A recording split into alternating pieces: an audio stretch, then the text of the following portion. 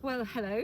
If you haven't guessed by the hive, you may have guessed by the smoker that I am at the apiary, and actually I'm not going to need the smoker because I'm here to do a Varroa count, which doesn't entail disturbing the bees at all. To do a Varroa count, what you have to do is you have to take the Varroa board out, clean it off very, very well, and then replace it.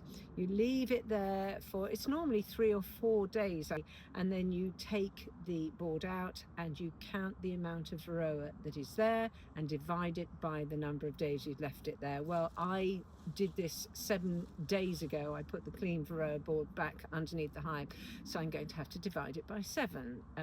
Wouldn't normally leave it that long, but it's all down to the weather. And underneath this video I will explain why it's important to have a look at the amount of Varroa, especially at this time of year, and why it's good to treat them if you have signs of too much Varroa in your hive. So let's crack on, as my daughter-in-law says, and have a look at the 3 Varroa boards and see how much is there and if they need treating. Well, this is hive number 7, so I'm going to take out the Varroa board very gently. There we go.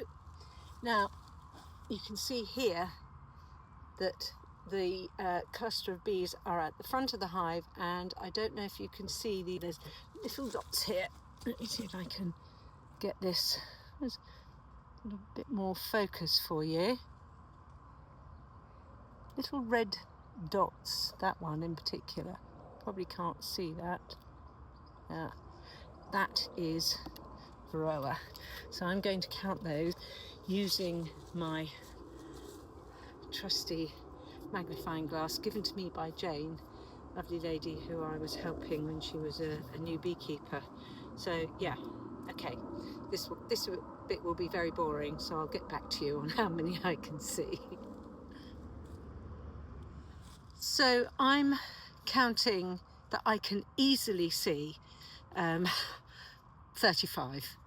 So divide that by 7, and that's 5 a day, and that's, yeah, this hive needs treating.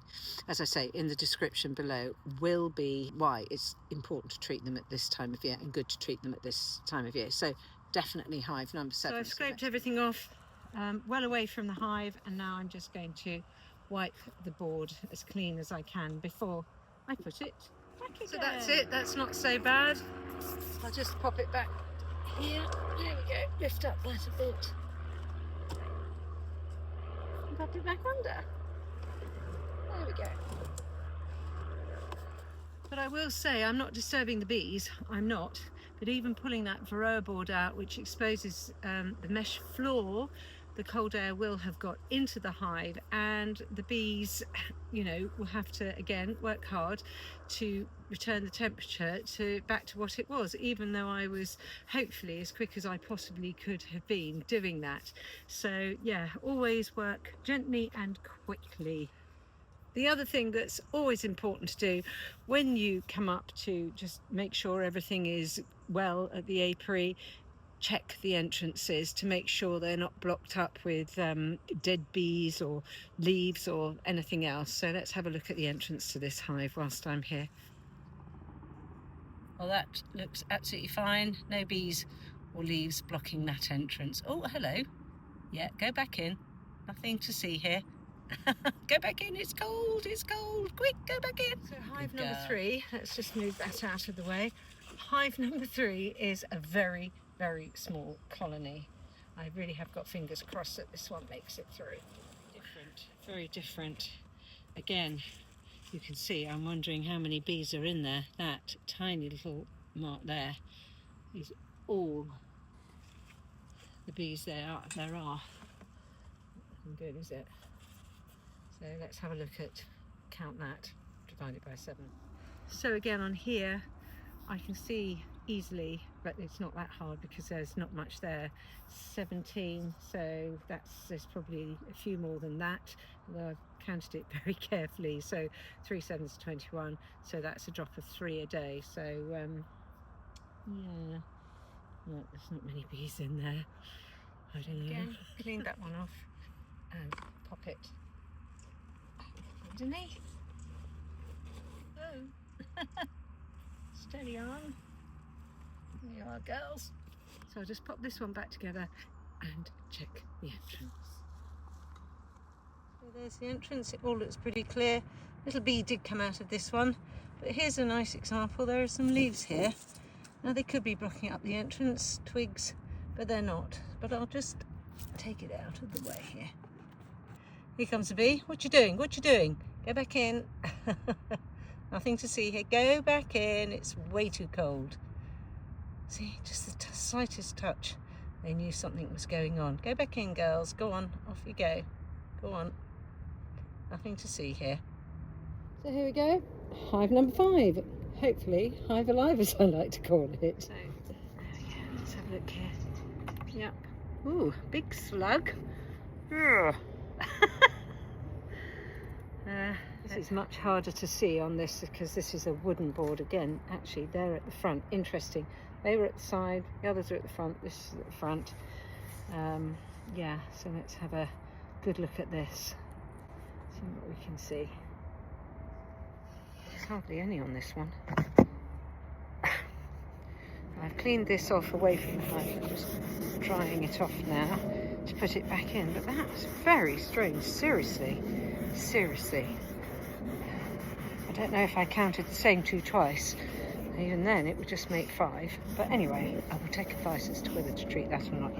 Let's put this back. This is the entrance to hive number 5. Absolutely all looking fine. Little bee did come out to say hello again. And, oh, little girl whose time was up, I'm afraid. Oh, always makes me sad. But she's done her job, and she's done a good job. Well, that's it. That didn't take very long, did it? So I'm happy as you can be.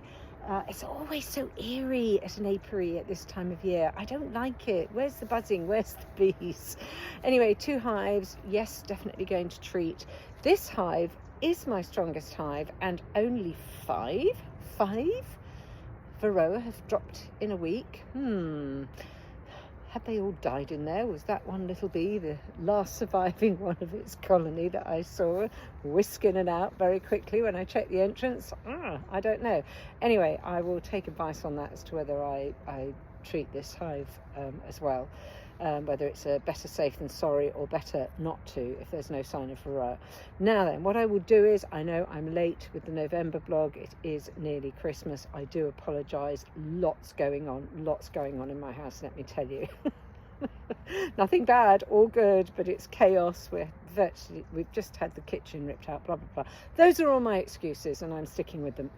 What I'm trying to say is I will do a blog about Varroa. Now, I know I've talked about Varroa in the past in my blogs, but I will dedicate it to just the little Varroa mite that is smaller than a pinhead but can wipe out a colony of bees just like that.